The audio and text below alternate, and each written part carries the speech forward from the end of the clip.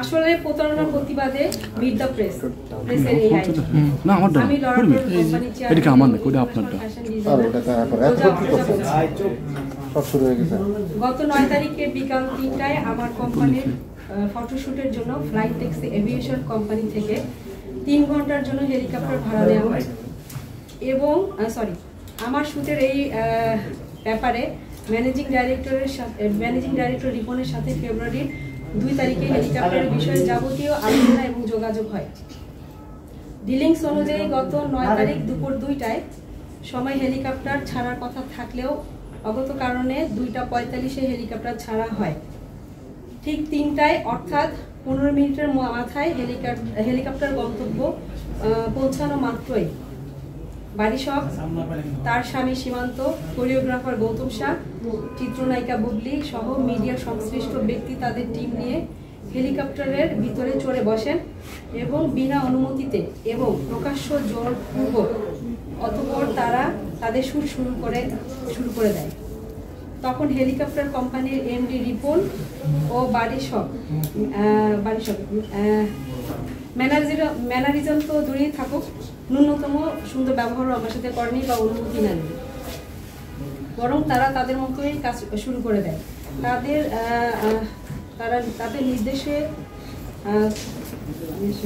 আচ্ছা আমি হচ্ছে একটু ব্রিফ করে এটা আমি জি জি জি জি একটু সোজা এই যে তনি আপুকে দেন, তনি আপুকে দেন। হ্যাঁ হ্যাঁ আপনি পড়ে দেন। ওকে ওকে ওকে কথা বলতে পারি। যেটা হইছে আমি একটু বলে দিই, রোজা আপু হচ্ছে মানে লাইক আমার নিজের বোনের মতো।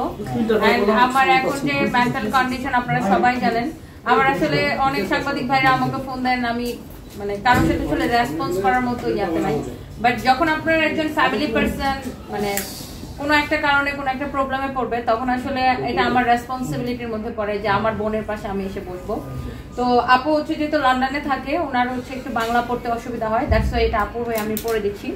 তো আপনারা যে পর্যন্ত শুনেছিলেন যে হেলিকপ্টারটা যখন ওনারা নিয়ে যায় এবং এই প্রতারণাটা খোলাসা বিচারের জন্য আজকে এই সংবাদ সম্মেলন ডাকা।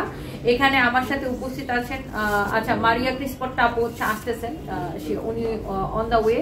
আর আমি নারী উদ্যোক্তা থেকে আমার এখন এই মুহূর্তে পরিচয় হচ্ছে আমি ওনার বোন, বিকজ উনি আমার মাকে মা ডাকছে, মানে উনি আমার মাকে মা ডাকছে, উনি আমার বড় বোন। আর হচ্ছে এখানে আছে ব্লগার সিমিন আপু, এবং ওনার কাছে এই পুরো যে ঘটনাটা আপনাদেরকে বলা হইলো যে ওনার কনসেপ্ট মেইন ইস্যুটা হচ্ছে এখানে দুইটা, যে ওনার কনসেপ্টটাকে চুরি করেছে এবং ওনার জোরপূর্বক ওনার ভাড়াকৃত হেলিকপ্টারে শুট করেছে। সো এই যে ওনার একটা ক্ষতি হলো এবং সেটা আর্থিক ক্ষতি তো বরং, আর তার থেকে বড় ক্ষতিটা যে ওনার সাথে যে দুর্ব্যবহার করে কথা বলা। মানে ধরেন আমি আপনাকে চিনি না, আপনি একজন মানুষ, আমি একজন মানুষ হিসেবে আপনার কাছ থেকে কি এক্সপেক্ট করছি, আপনিও আমার থেকে একজন মানুষ হিসেবে, আপনি একজন সাংবাদিক, আমি একজন ব্যবসায়ী, আমরা এক একজন এক এক প্রফেশনে থাকবো, বাট আমরা কি প্রত্যেকে আমরা সম্মান আশা করি। তো আপনি একটা কোম্পানির ব্র্যান্ড অ্যাম্বাসেডর হবেন বা আপনার জামাই একটা কোম্পানির ডিরেক্টর হবে, তার মানে এই না যে আপনি জোরপূর্বক গায়ের জোরে অনেক কিছু করতে পারেন বা মানুষের সাথে খারাপ ব্যবহার করতে পারেন, যেটা আসলে এটা তো কোনো মাফিয়া। তাহলে তো এগুলো কাদের কাজ? আমরা বাংলা সিনেমায় দেখতাম যে মাফিয়ারা যারা দল বল নিয়ে ছাপায় পড়ে, জোর করে। এটা তো বাংলা সিনেমা না ভাই, এটা একটা বাস্তব জীবন। এখানে জোর করার, এবং আমি ওনাকে যতটুকু চিনি পার্সোনালি, আমার মনে হয় না যে উনি মানে বারিশা হোক যদি ভালোভাবে ওনাকে বলতো যে আমি এটাতে একটু 2টা শর্ট নিতে চাই, আমি না যদি ওনাকে রিকোয়েস্ট করতো, আমার মনে হয় না যে উনি না করতো। বাট আপনিও একজন, ঠিক আছে আপনি positively negatively what ever it is আপনি সোশ্যাল মিডিয়াতে ভাইরাল, বাট উনিও আরেকজন সম্মানী ব্যক্তি, উনি একজন রেমিটেন্স যোদ্ধা। মানে এটা আমি এই কারণে বলবো বিকজ উনি তো বাংলাদেশ থেকে কাপড়গুলো বানায় বিদেশে সেল করতেছে, এই টাকাটা কোথায় আসতেছে? আবার বাংলাদেশে আসতেছে। সো ওনাকে কিন্তু সেই রেসপেক্টটা দেওয়া উচিত ছিল। ওনার সাথে দুর্ব্যবহার করা এটা আসলে কোনোভাবেই কাম্য না।